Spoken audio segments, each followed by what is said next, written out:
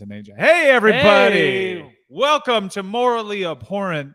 We have a guest star today, and Amin Elhassan. A big day, Amin, for our Brazilian side.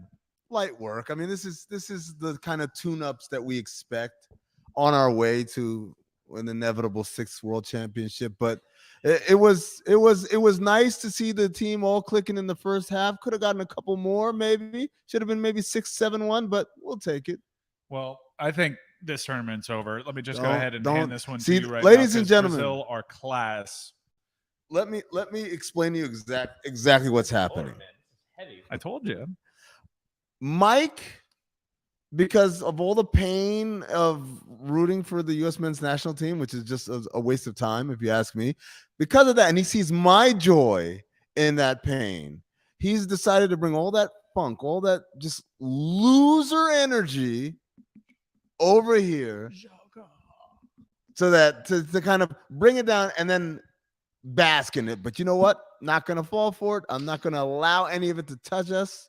No, we got a force field of excellence, Mike. Well, let's talk about the force field of excellence, because as someone that said, I kind of prefer how Brazil play without Neymar, I'm eating those words immediately. Granted, a bit of a different opponent, but looks like Brazil had fixed their first half woes there early on. For South Korea, hey, they won the second half. Congratulations. Hell of a goal. We were talking about this early in the game when it was 4-0. And the question came up is, if you were a sub for South Korea, would you want to go in the game? And I said, yeah, because you might score. And then you could say, a long time from now, you tell your grandkids, hey, yeah, I played in the World Cup, scored a goal against Brazil. I didn't expect it to be that kind of goal, Woody. No, I mean, and it's a ball that we could argue was maybe offside in the buildup. The cross comes in from the outside. It's headed out of the area. All like 4 Korean attackers were offside, but it comes out and it's a thunderbolt that comes in off the volley, takes a little deflection. One of the best goals actually of the tournament. And like you said, it's one of the stories you get to tell your grandkids. It's like, hey, I scored in the World Cup against Brazil, no matter the facts. And it was like one of the better goals that you'll ever see against Brazil. And that might be world champion Brazil by the end of it. I think they've shown exactly why they were one of the favorites. Even with that one loss that they had to close out the group stage, this easily, in a World Cup full of good performances for them, this was their best performance. Electric, unstoppable attack. Neymar, Vinicius, Richarlison with, I think, the goal of the tournament. So earlier today on Levitard's show, you told me that you thought his bicycle kick against Serbia was a top 20 of all-time World Cup goal. Well, yeah, that was when Dan asked me, very hyperbolically, he texted me, is that the best World Cup goal you've ever seen? I didn't want to make him feel. I didn't want to make him feel dumb, so I just said that probably top 20. It probably struggles to get to the top 20. I thought the build up to this goal. Let's just take the whole sequence as one big chunk when we talk about this goal, because he took, I think, 4 touches off of his own head before dribbling it down to his feet. And then they had a nice little hockey assist scenario. He makes a really great run into the box and a very calm finish. I thought easily better than the bicycle kick goal. When you look at it, it was like a training session goal. He had so much room around him that he didn't even need to do the bicycle kick. Right. He did that for a little extra flair. It was a pretty straightforward attempt. The degree of difficulty of operating in those tight spaces is what makes this goal so amazing.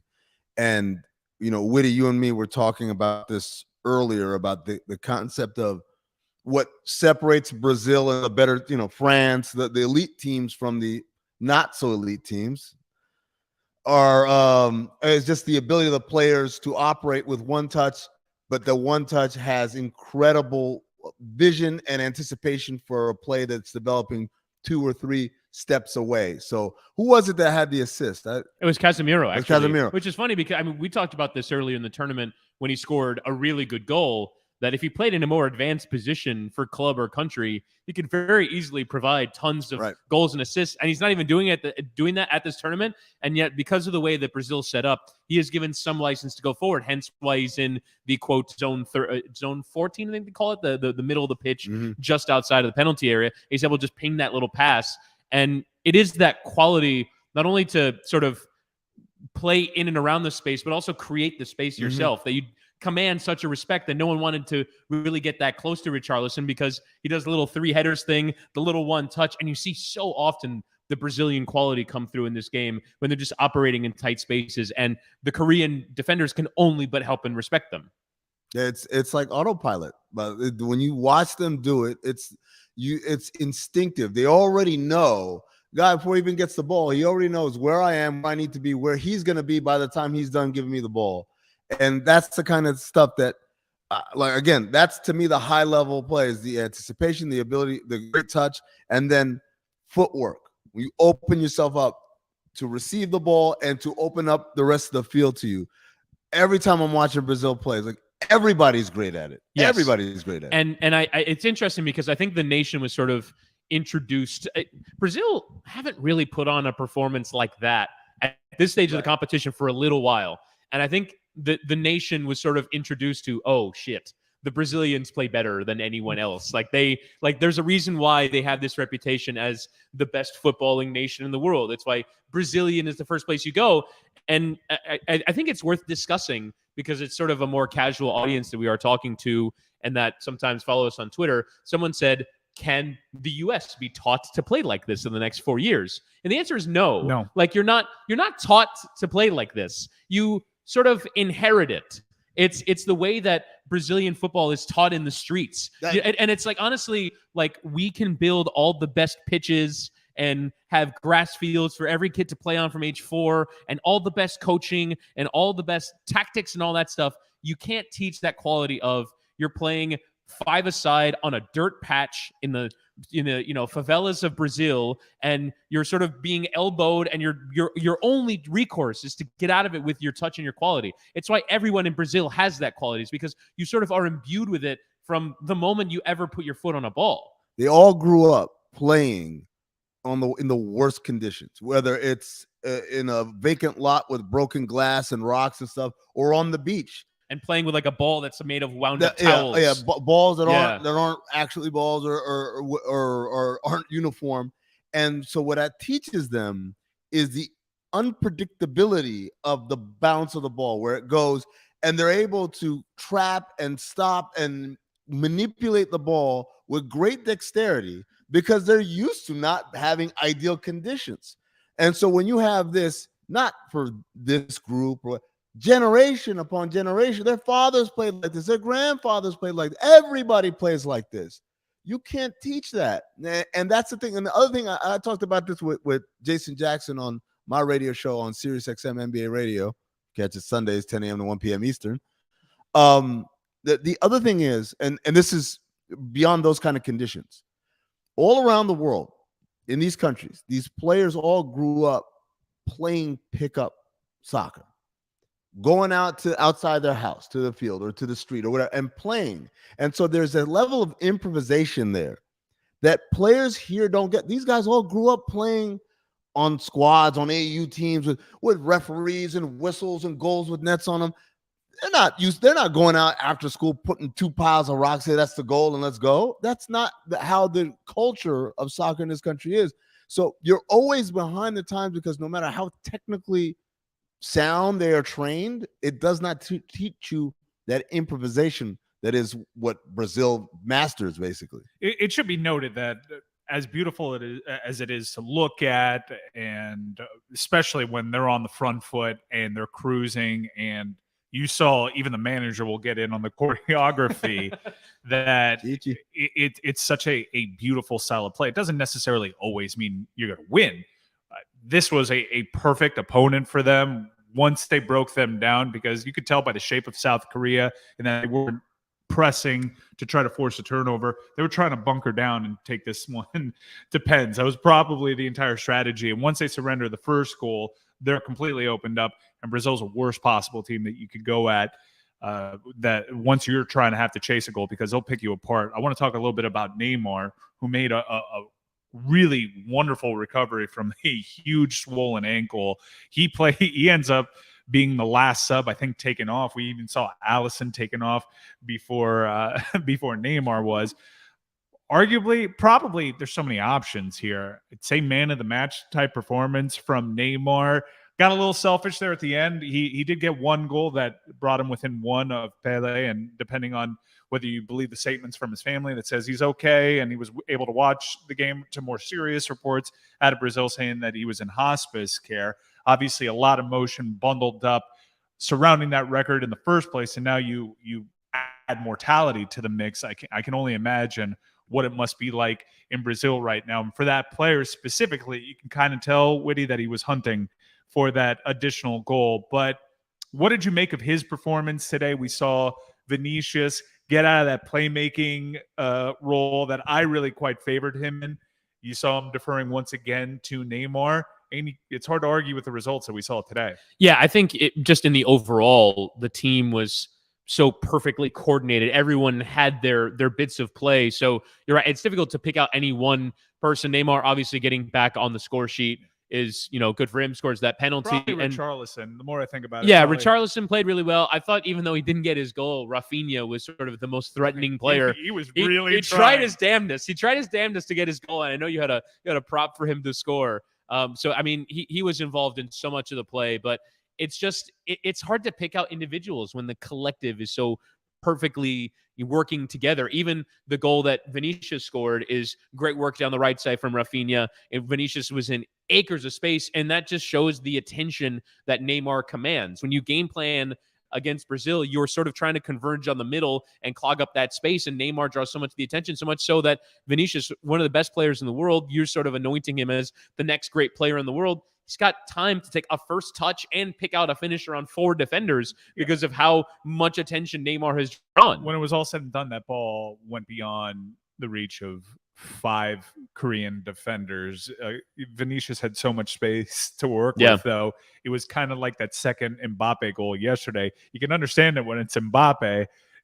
When it's Vinicius, you're like, only you will find a way to screw this one up with this much time. And he again is showing steady improvement in these nice, calm, relaxed finishes. He'll miss one pretty bad. Yeah, he'll have a bad instance where he's always going to have the time and space. Like, that's first off the magnetism of the entire Brazilian team, but his specific quality as well. He is always in time and space because of the respect. And that's one of the things that I sort of most took yesterday from the Mbappe performance for France was it's impossible to defend because you want to back off because he's got the pace to beat you, but he can also take that space and uncork a flawless hit from 18 yards, and you're helpless to stop it. Defenders are always going to err on the side of I'm backing off of Vinicius, and that gives him the chance to, if he's even above average finisher, he's going to get goals for fun because of the amount of space he's afforded. I'm glad you mentioned Mbappe because it gives us the opportunity to talk about the games yesterday. We took our off day yesterday off on the heels of that performance from Mbappe, and Giroud becomes France's all-time leading male scorer. Mbappe, he is strong, he is powerful, he has the ability to dribble, and on top of that, his shot accuracy is really good, and he's got arguably the most powerful shot in this tournament. If you were to create somebody in a lab, the only thing I would do is I'd make him a little bit taller. He is the perfect footballer right now, and I think did he have 4 goals on the last tournament? He has 5 already this tournament. It's an unreal performance already from Mbappe. And if anybody has the ability to take down one of these South American sides that I think we favor to go all the way through to that semifinal, and one of them is going to be represented in the final. It's either going to be Argentina or Brazil for me. We'll see what the Dutch have in store, but I haven't been too encouraged by their style of play this tournament. It would be that Mbappe. It would be that player who is so unstoppable right now. He's just operating on a different level. That's the only team I fear. That's the only. I was watching them yesterday, and that was the only team where I was like, "Shit, these guys are good." And and it's not just Mbappe. Again, their whole team is connecting on a level that's you could tell this is elite. This is World Cup champion caliber football out there. But when you talk about Mbappe, you know what else he has? He's got that nasty streak that I think if you got to have that in order to be that kind of killer on that level. You have to have a bit of the almost mischievous, right? You saw when he scored that goal afterwards, he didn't celebrate. He didn't break into a huge grin. It was kind of more like the slow slide, like smug, like basking in it. Like exactly. Just like, look at what I've done. Look at my masterpiece. You stand here as in witness of my greatness. And I think that's also something that the greats have, and that elevates him. Someone, who was it? Dan, was it Dan that asked earlier, like in the break? He said, is he on a Pele trajectory if they win this one? And I'm like, I don't think they need to win this one. He's on that trajectory right now. Yeah, and I do think that the stars of the current generation, Ronaldo and Messi, have not really, as Stugatz would say, done it at the World Cup. They haven't won the thing. Messi scored his first ever knockout round goal. Ronaldo, we're still waiting for his. We're still waiting. Maybe he'll get his tomorrow. But they are players that are born from the club ecosystem. Real Madrid and Barcelona and Manchester United, and to a lesser extent Juventus for Ronaldo, and to a far lesser extent Manchester United the second time. But either way, like, these are players who have done it on the club stage, and it is a higher level of football in terms of the quality of the play, but the World Cup is the biggest thing that there is in sports. And so you have this player, Mbappe, who is going to go flying past their records. If this is their last World Cup, Messi, Ronaldo, Mbappe's 23. Yeah. He's got like 2 or 3 more of these at least. And so, like, the fact that Mbappe is going to be this sort of World Cup player, I do wonder, sort of, when we're talking about the all-time greats and he's only 23, he's going to, I think, have to at some point move to a different league to where he can be this guy all the time for a team that's winning league titles and European titles in not France, essentially. Right. And so I do think that he is on this trajectory as being this World Cup player, which to some is more significant than what Messi and Ronaldo have done, and will kind of identify at the end of his career. Maybe he's the all-time leading World Cup goal scorer past Miroslav Klose, you'd have to imagine, on the trajectory that he's on. And France are going to be in the business end of every competition that he's in playing because he's that damn good. And he's that damn young. Yes. At 23, he's that damn good. At 23, he is legit. In some respects, his last World Cup was underrated. Yeah. Like, to lead a team, to win the damn thing at 19 years old. That's where the Pele comparisons come from. Correct. Because 1958, Pele's 17 years old. Right. And he's doing things. I mean, he's still like a bit part player. Like, he wasn't like relied upon to be like the leader of the team. Coming in, he wasn't, but at that tournament, yeah, he made it was his coming out party. And again, the thing about him, when you can say the same thing about Mbappe, is that when he plays, if I don't tell you how old he is, you would never believe that. Never. Because just his maturity, his vision, the way his IQ out there is not that of someone who's 70. Like, that's not enough life to have lived to play that well. And Mbappe certainly has that. It's certainly not something you can relate to in American sports, because there are no teenagers that do things of significance in American sports.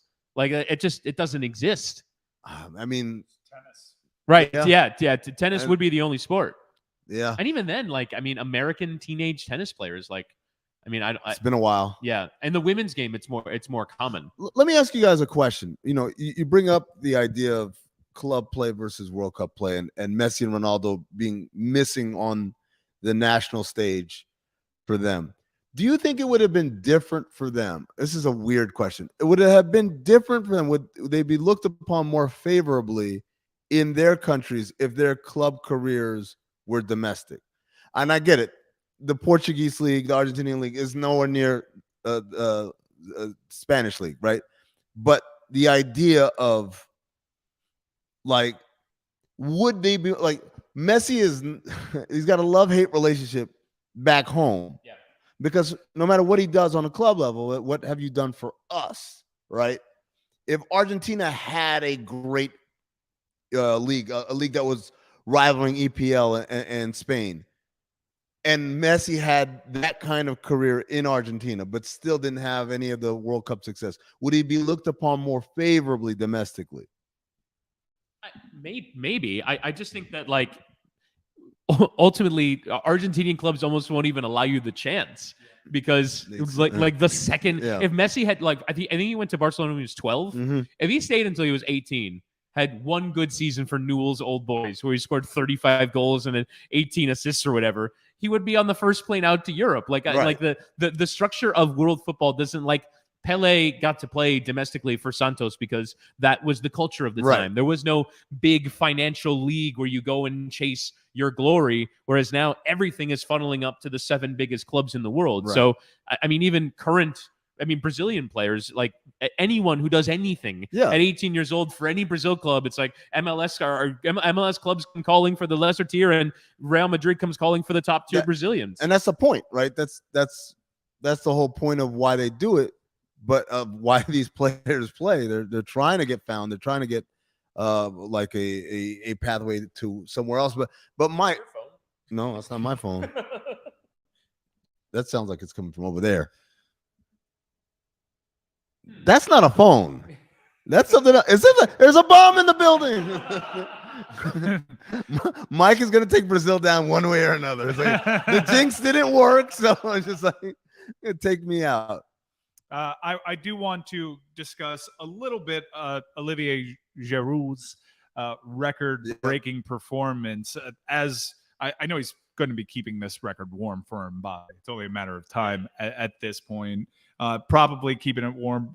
Benzema, because of this injury, won't have an opportunity to really chase that down, being blacklisted from the national team so much. But a really cool achievement for Olivier Giroud, who's a total pro, class personified, liked by all of his teammates. The fact that Olivier Giroud has more goals, considering one entire World Cup without scoring one they've won because he was doing all the dirty work, and he still surpassed Thierry Henry's legendary mark, I think says a lot about this player, his longevity. This is not a young player, and he's still operating at a high level, having scored a goal just yesterday, having to slot in for Benzema when it looked like he'd be pushed out of the national team, seemingly making up with Mbappe as they were held in embrace after Mbappe had harsh criticisms for this player recently at the last Euros that were a little puzzling to me. This is an all-timer for France. He just so happens to be playing in a really great generation of French football. And when they're going to be naming the all-timers for that men's national team, Olivier Giroud may not crack top 20. And yet he sits holding the record right now. It's pretty cool for him. Yeah, I mean, it's pretty random that he's got it, because you're right. He is not a talented player. He didn't reach the top flight of French domestic football until he was 24 years old, which is relatively unheard of for national team stars. National team stars move into their team at 19, 20, and Giroud came in at 24. It's one of those where, like, it's a trivia question that unfortunately will not stand the test of time. But if let's say Mbappe didn't exist, and in 15 years, you're like, who is the all-time record holder for French national team goals? You'd be like, Giroud? Like really? You think about how many names you'd guess before you got to Giroud. You'd say Henry. You'd probably say Platini. Yeah. You'd say, oh, man, I might say Trezeguet before I say him. Right. I mean, there's so many top tier French players that could have that record, and it's just so crazy that he not only he is in some ways the 10th or 11th best player on the field at any given moment for France. And normally those players are not reviled, but usually God, we got to do better than Giroud. And it's why Benzema was brought back in eventually, because at a certain point, it's what are we doing playing a less talented player for this thing that happened a while ago with a group of players that are no longer part of the team? And that's why Benzema was brought back in. But in some ways, Giroud has the chance now to redeem himself at this World Cup, because they won the last one, but he didn't score a single goal. So in some ways, he has individually redeemed himself more in this World Cup than he did when they won the thing. And the kind of impressive thing is that he now achieves this record and is starting to claim some of that respect as a finisher, when normally he's hailed for his role in the team. And I think he is there's an interesting conversation to be had of within national teams. Yes, in theory, you want to get the most talented players on, but maybe France functions better with Giroud than with Benzema. We didn't get a chance to see it at this World Cup, but they're still playing incredible football. They're still scoring tons of goals and winning games, and they don't have a Ballon d'Or winner. They're like, nah, we don't need him. We're good. Giroud is the most quintessential looking Frenchman, right? This, yes. Just everything about him is that guy's got a baguette under his arm. You can imagine, even though he's a top class athlete, he still has a cigarette smoking problem. He's absolutely burning heaters. We'll skip past that England performance. Ho hum. Senegal, I thought, did well early on. They had an opportunity. Pickford makes a save, and then that's all she wrote for me. The story is Bellingham. Right, and he's an incredible talent. I do want to pick up something that Amin and I were talking about earlier, which is like England as overrated, England as bottlers. I do think that since Gareth Southgate took over, they have stabilized and normalized to a degree where even though they gave up some early chances and Jordan Pickford had to make a really big save, they just had a normal, comprehensive win in the World Cup knockout round.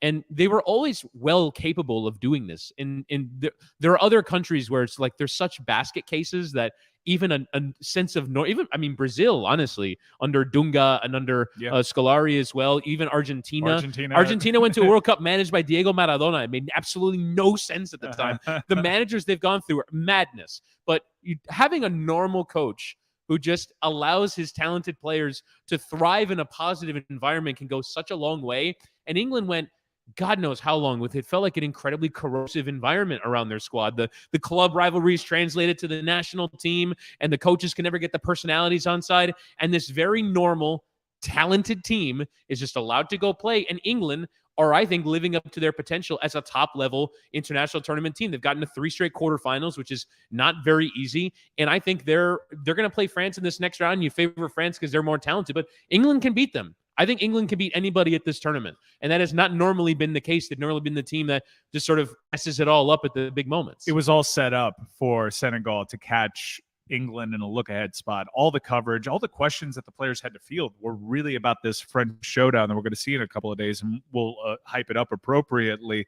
But for them to take care of business like they did, it's not something that should be taken for granted, and I'm glad that you highlighted that. Let's talk. We had an earlier match today, and that game was dramatic, and that game went to pens.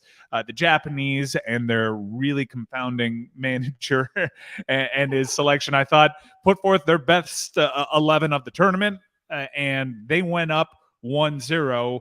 They had the good first half and the bad second half. That's not the Japan that we got used to this tournament. Croatia proving to be very difficult to kill. Yeah, and Japan were a team, like you said, that sort of did incredibly well against bigger teams. Croatia didn't really act like that today. They did towards the latter portions of the second half, but it was a sort of very even game. When we were watching in the studio, you only kind of get a sense of the chances, and the chances felt very even. Japan had theirs, Croatia had theirs, shots that just went flying over the bar, and it was a very even game for most of it. It's, I think, going to end up being the most even game of this round of 16, which I would say in the overall, all 6 favorites have won. We talked to the underdogs last Friday, and that was exactly what they said was going to happen, which is there's too big of a gap between the favorites and the underdogs in these round of 16 games. And so far, we're 6 for 6 on favorites. And this was no doubt the closest. Going to penalties, you have to say in the shootout, Japan were woeful. They kept I've never trying, seen that. I've never seen a keeper make three saves. Yeah. 3? You've never watched an MLS shootout, to be fair. That happens quite often. I felt bad, because Japan is the team that consistently, every time I watch them play, this World Cup, past World Cups, and qualifiers, I like the way they play. They play the right way. Yeah. Like if I were to say, hey, how do you want your national team to play? If I wasn't blessed with the birthright that I have, which is Brazil, it would be Japan. Yeah. I mean, I love the way they play. It's balance, it's spacing, it's all the things we were talking about earlier. Just not quite as aggressive in the final third. I wish they were more aggressive. Today, I felt that early they were aggressive, and then as the game wore on, I just felt like they were getting tired because the chances were less and less, and there was tentativeness when they were up ahead. But I felt bad because anytime you lose by PKs, it just rings hollow. Especially when you're an underdog, like that's the great equalizer. The great equalizer is it's us against the goalie, and on our day, like any team can beat any team on penalties. Well, wrong opponent to be strategizing that against when Croatia's got the very same mindset. Hell, they made it to a final by playing that very same way. And yes, it's a bit of a coin flip, but not against this Croatian side. They're happy to indulge you when it comes to that strategy. And this is an older team, Luka Modric, I've had some interesting quotes today saying that he's not exactly sure if this is his last World Cup. I thought he put in a 37. Yeah. That's what I was going to ask you guys. How surprised were you guys that he got subbed out towards the end? I was really with surprised PK's by that. I was really surprised by that because PKs were looming. And credit to Croatia, they didn't really let up after they subbed out Kovacic and Modric, two of the more famous players on their roster. They still look pretty threatening. Extra time actually gave us a few more thrills than I had anticipated. As we do the postmortem on Japan, though, I think some players on Japan made themselves a lot of money in this tournament. I thought Doan really impressed. He's been a player that we've highlighted. Ito, I thought today was good, admirable in defeat. Sad to see them go. Unfortunately, there has to be a winner. For Croatia, I did this last World Cup too. Was like, you keep playing with this, you're going to get burned. You keep playing with fire, you're going to get burned. And they're more than happy taking it into the deep waters of extra time and trying their luck when it gets to PKs. And like I said earlier, they made a finals that way.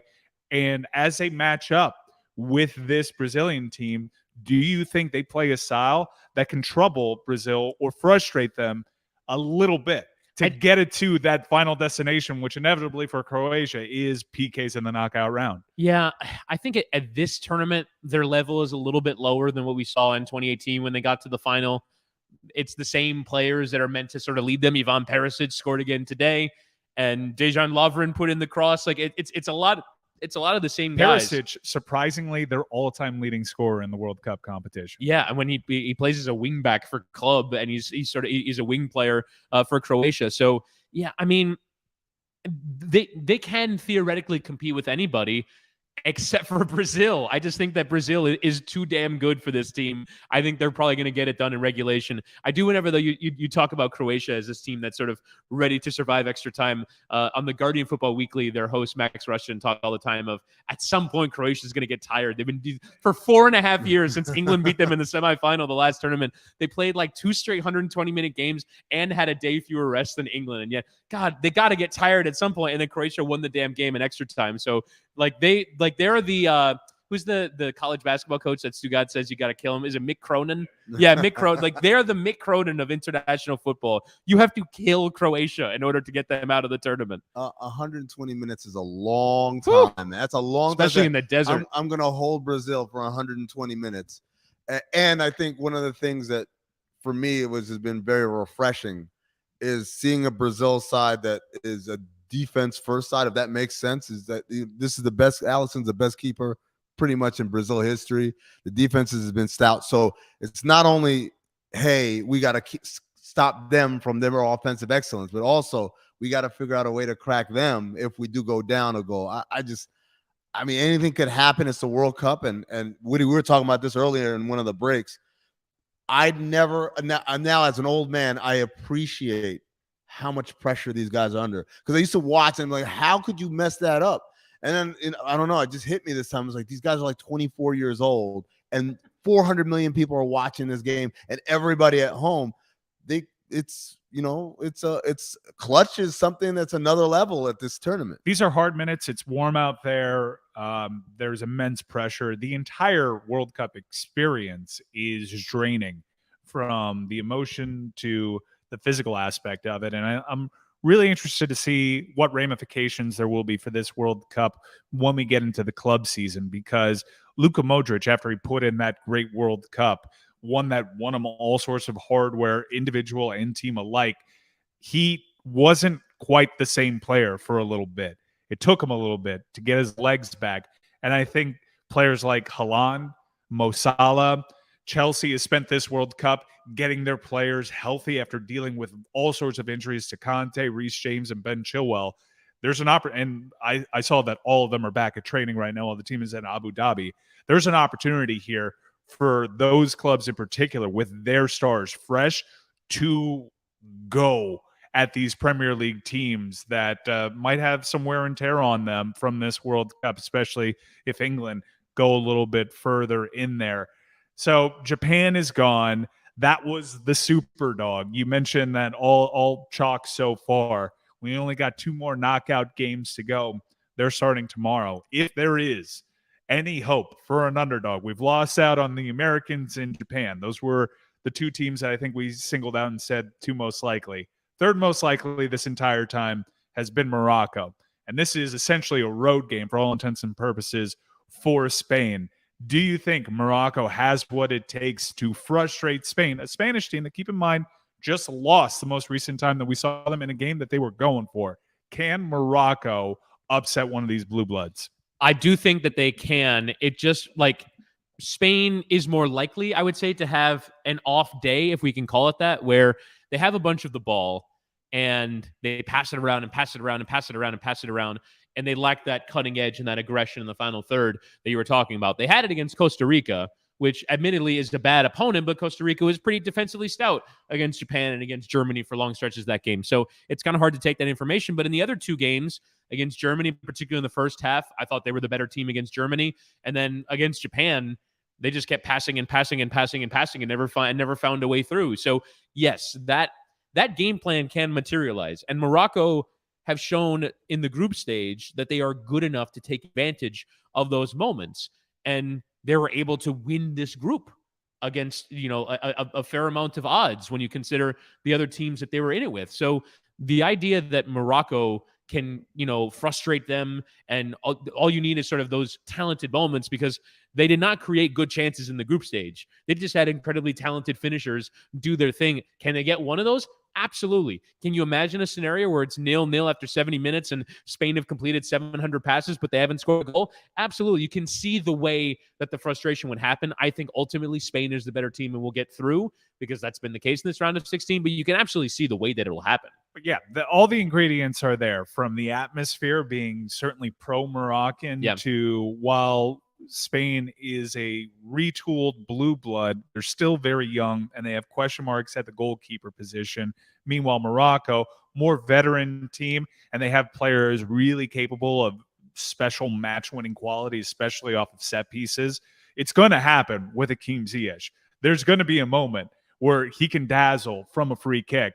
So I'm not saying it's going to happen either. I thought if it didn't happen with Japan, then flatly it's not going to happen in this knockout round. What the underdogs will told us about favorites going through in this round will ring true.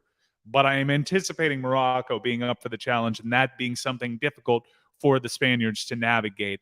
Another exciting matchup tomorrow, one that's really even, one that I'm not exactly sure who's going to win this one. I think most people would pick the Portuguese because they're loaded and they have the name recognition, but do not make the mistake of sleeping on Switzerland. I can guarantee you Portugal will not sleep on them, because Spain actually historically is the better of the two teams in head-to-head matchups. Yeah, and that's kind of surprising when you consider the sort of the tradition of these two countries. The one thing, though, that kind of is in the back of my head is, going into the tournament, I did not think very much of Portugal, and yet they've kind of put that to rest fairly comfortably through their run in the group stage. I don't think that a campaign against Ronaldo. Yeah, no, I'm not the biggest Ronaldo guy. I think we can say that. By the way, reports today out of Spain are suggesting that he's going to take that giant contract in Saudi Arabia that will pay him $200 million a year. It's pretty good work if you can get it. Pretty good work if you can get it in Saudi Arabia for Cristiano Ronaldo. But yeah, I just think that he is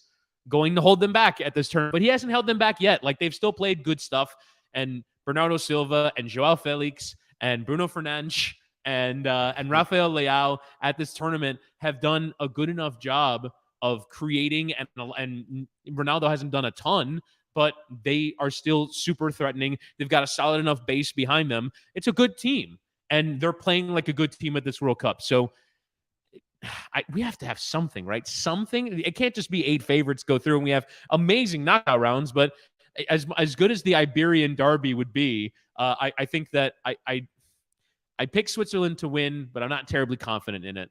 I think Portugal. My heart says Switzerland. My mind says Portugal in this instance. Your heart says Luis Figo ain't walking through that door.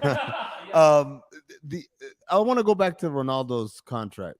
Are you guys surprised that it's not getting the same sort of reaction as the live golf players? No, I think there's a different expectation for Europeans too. I just don't think the morality police are going to be coming for Cristiano Ronaldo. There's things in his own past that they would come after. It's just, also, I think his vanity works to his advantage when it comes to a story like this, because He's also, keep in mind, he's also older than Lionel Messi. When they talk about Messi's upcoming decision, whether it be Inter Miami in MLS here in the United States or staying in Europe, I think Messi certainly has more to offer the game presently. I think he's displaying that. Although Ronaldo's having a pretty decent tournament and doing his best to kind of change the surrounding narrative around him. But I think a cash grab is not going to reflect on him poorly. I think what will reflect on Ronaldo poorly when we talk about this stage in his career is how he handled his Manchester United exit.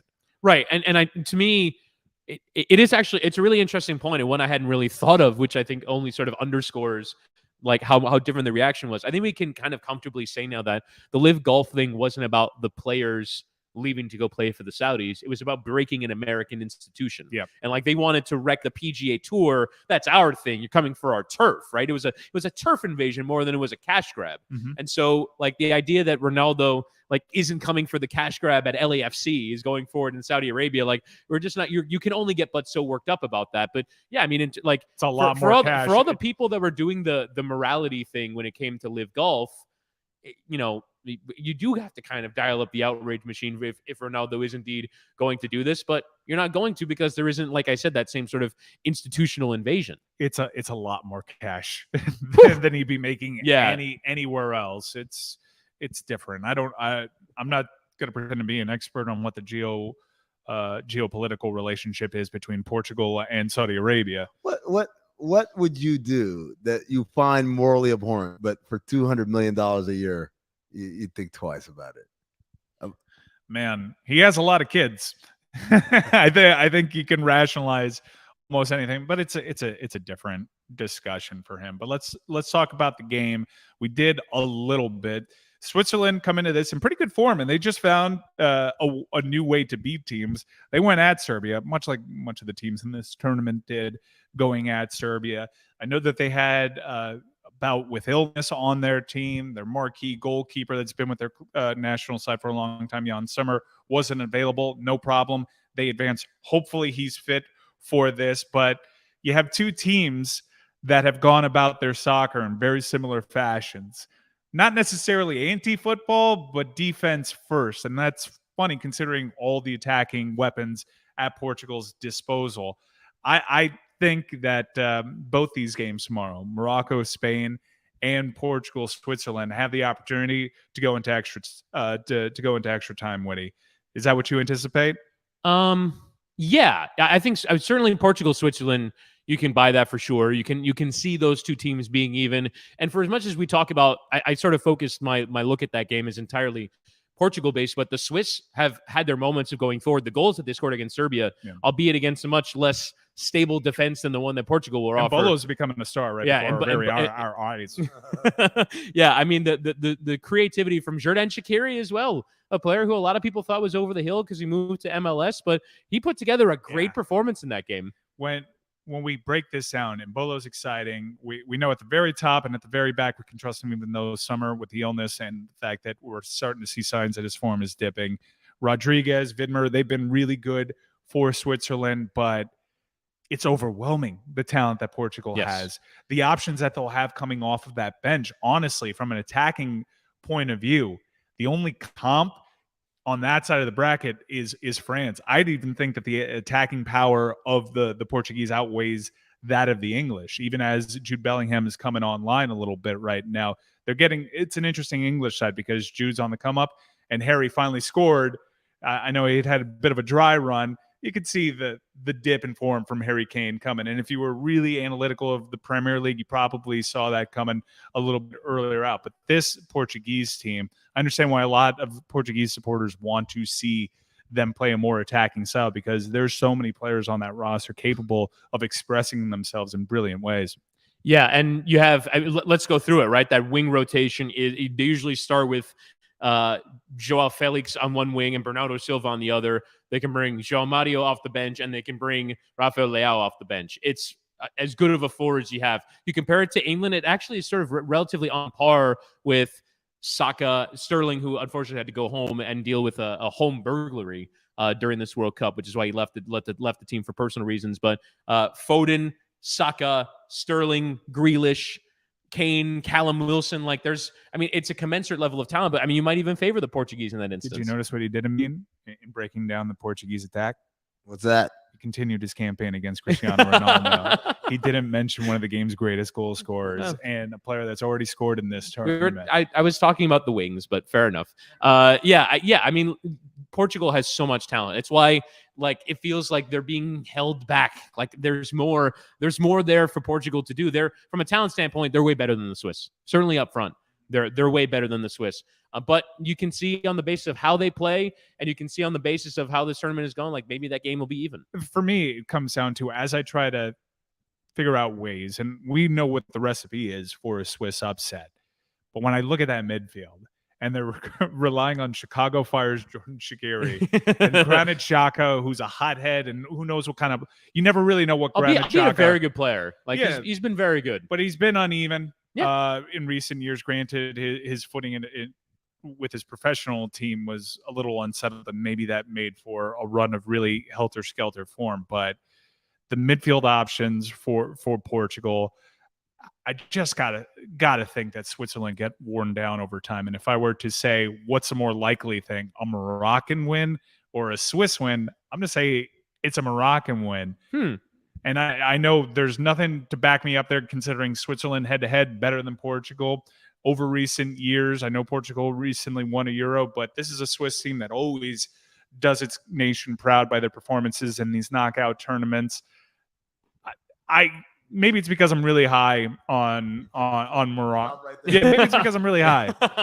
No, I'm really high on the Moroccan team and the energy that they're bringing, and I think the XG when it comes to Morocco doesn't really tell the story. I think that if anything, that XG is going to ascend to the mean, and their performance isn't going to dip down. I really favor their quality. Shaqiri can only do this for so much more. Yeah. Right. I think he emptied the clip. I don't see them having enough to beat this Portuguese team unless Embolo is who he's promising to be. I mean, he's always been an up and coming forward, but someone who hasn't really hit his top ceiling. He's a really good player, but not a great player, or at least he hasn't been until now. So yeah, I think the Portuguese have a talent advantage. They should win. But it's only in the power of the collective that Switzerland has shown at this tournament. And when they've played the Portuguese before, I think they're a good team. They've got good players all over the pitch. Like you said, they can have an advantage in goal at times. But Portugal is probably better. Spain is probably better than Morocco. But the vagaries of football, man, like we haven't seen them happen yet to anybody, really. Like Croatia has come the closest. But of like the big favorites, the other five, it's been all multi-goal wins for those guys. Australia gave Argentina. That's true. That was a 1-goal game. It just felt like more. Right, but the knockout stage so far has been a bit of a disappointment. Even the one game that went to the dramatic pens, the penalties were terrible. Yeah, and extra time was awful as well. Nothing happened. So I think the stage is set for us to finally have really good competitive games that'll provide the big emotional swings that come hand in hand with the knockout stage, where one mistake and you're home. That's the beauty of this stage and the rest of the tournament going forward. So we'll be live with you upon final whistle of that second game. Amin Elhassan, thank you so much for touting your homerism. Even though you're not actually from Brazil, you get to be a homer. Birthright. Yeah, it's not hard to understand. I don't understand. No. People asking me, when Saturday when I was shitting on U.S. men's national teams. I think you could do the Brazil thing and not shit on the U.S. personally. When does Sudan play? I said Monday 2 p.m. Tune in, and we put on a show today, baby. Woo. I wouldn't shit so much on the U.S. I like the women's national team. The U.S. women's national team. You're number one with me. Well, not doing much to help your front running label lately. Is it front running? This is all I've known. This is all front running. Hating and front running. No, this is a tradition like any other. Or how's it go? It's a tradition like no other. Unlike any other. There you go. All right. Yeah. Well, I'd feel very good about your birthright right now, because they are definitely bringing it home. Nothing really standing in Get out of here. Oh, man, you're such a jinx. Get this guy out of here. It's so heavy. I feel really good about Brazil's chances, and you and I will be there celebrating. Friday. We'll be at Copacabana Beach. That's what I mean by being there. Okay. Friday I'll be somewhere. I'm in Miami because Moss is on Saturday. So Friday, be out and about. You might see me.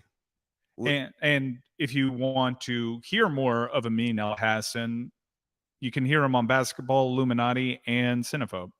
Yes. What's and Cinephobe? Oh, Cinephobe is the podcast where Zach Harper and I watch movies that are poorly rated on Rotten Tomatoes and try to ascertain whether or not they're accurately poorly rated or maybe they didn't get a fair shake.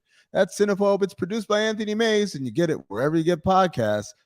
This last episode that came out, The Da Vinci Code, featuring Jessica Smetana, making her Cinephobe debut. 3-hour pod. It's our longest one ever. It's a 3-hour pod. That's longer than the movie. It's a lot. It's a lot of stuff in that movie. All right. Well, check that out. We wanted to promote your projects. If you want some of the other soccer projects that are in the Meadowlark family, head over to the network feed, Lebitard and Friends on your podcast provider, and check out Good Rivals on Amazon Prime Video. We will speak with you tomorrow. Joga bonito. I hate you. Mashkina da. Black Eyed Peas make it ha.